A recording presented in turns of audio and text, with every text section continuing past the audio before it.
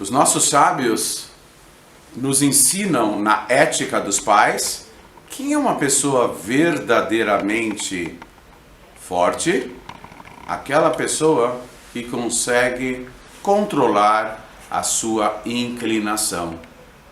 Vem a filosofia racídica, a mística do judaísmo, e nos ensina de que o processo intelectual é a fonte originadora das emoções.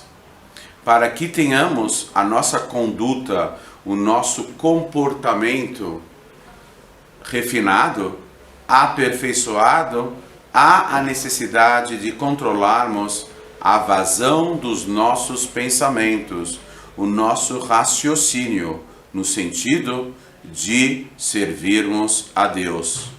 As orientações da Torá, elas foram transmitidas no Monte Sinai de forma que nós possamos compreendê-las, ou pelo menos nos esforcemos para o seu entendimento. Uma vez essas orientações captadas intelectualmente, então a segunda parte de nosso trabalho é a interiorização, a introjeção dessas informações a nível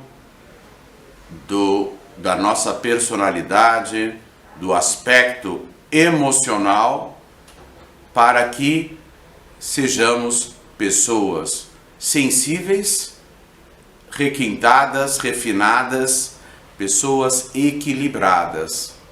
Na nossa geração, a maior parte dos desequilíbrios que há na sociedade, no meio em que vivemos, não é o desequilíbrio mental, mas sim o emocional. As pessoas padecem da harmonia e da serenidade tão necessárias para viverem numa paz interna, interagindo com as pessoas de forma a beneficiá-las e também serem beneficiadas por elas. As pessoas têm a dificuldade de lidar com os grandes desafios da vida, os problemas, as contrariedades. Por quê? Porque carecem de uma estrutura mais sólida em sua psique, no seu aspecto psicológico, para responderem positivamente em relação aos problemas, em relação a esses desafios. Portanto, há a necessidade de refletirmos bastante sobre as informações que captamos, as orientações que aprendemos do nosso legado cultural, espiritual, milenar, e aos poucos, gradativamente, tentarmos colocar essas instruções na prática, step by step, grau ou degrau, um degrau depois do outro, gradativamente. Então, primeiro, a possibilidade de organizar a nossa vida, organizar os nossos pensamentos, uma reflexão sincera para que cheguemos à conclusão do que é o principal, o que é o mais importante e o que possa ser relegado a segundo nível de importância, a um nível secundário. Então, o que é importante na nossa vida? Praticarmos o bem, servirmos a Deus, o propósito maior. Temos que pensar por que nascemos, por que vivemos e por que muitos de nós acabam se despedindo desse mundo, muitas vezes de uma hora para outra. O porquê de ser de cada experiência vivenciada na nossa vida. Isso requer uma reflexão, e uma reflexão sincera, sem nos deixarmos enganar. Por isso devemos pensar bastante em tudo aquilo que aprendemos. cada lição, cada dia, cada experiência, cada vivência, cada episódio, relacionamentos diferentes, frases diferentes soltas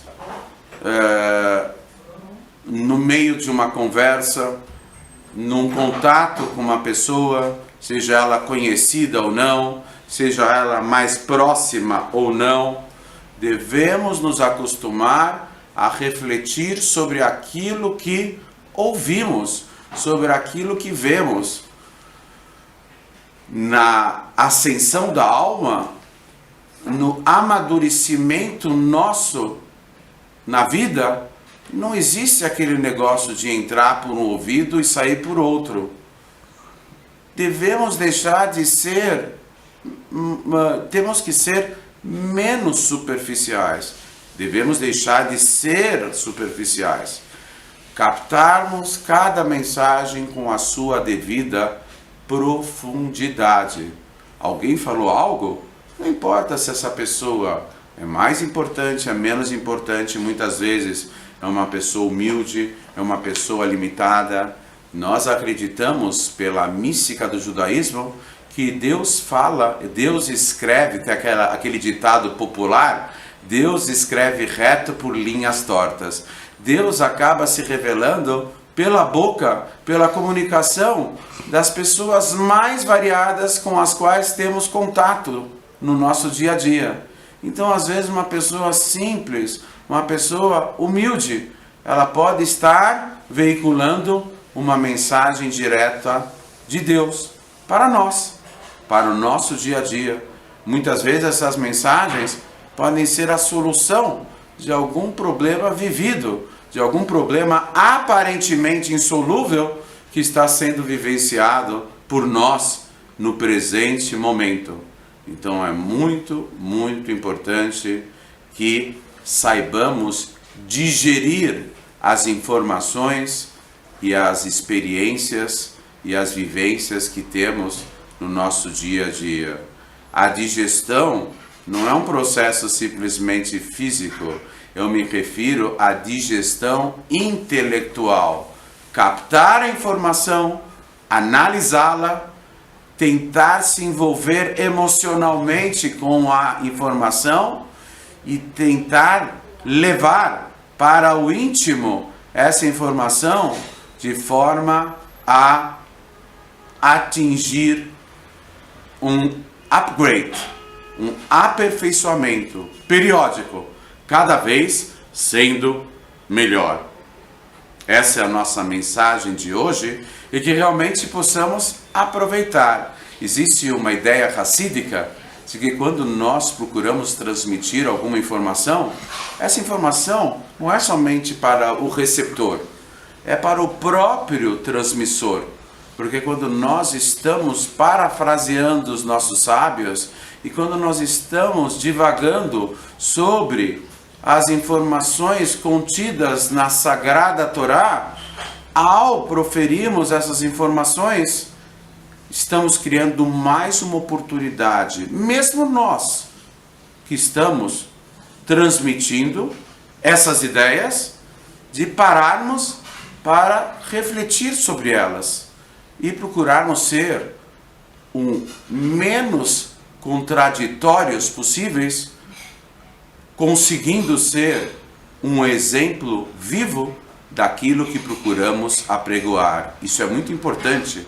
A honestidade em se transmitir uma informação e ao mesmo tempo procurar ser um exemplo vivo daquilo que se apregoa.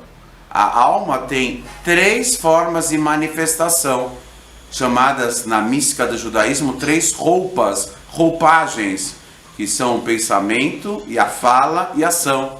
E é muito importante que essas 3 formas sejam afinadas, sintonizadas, sincronizadas. Aquilo que pensamos, devemos verbalizar.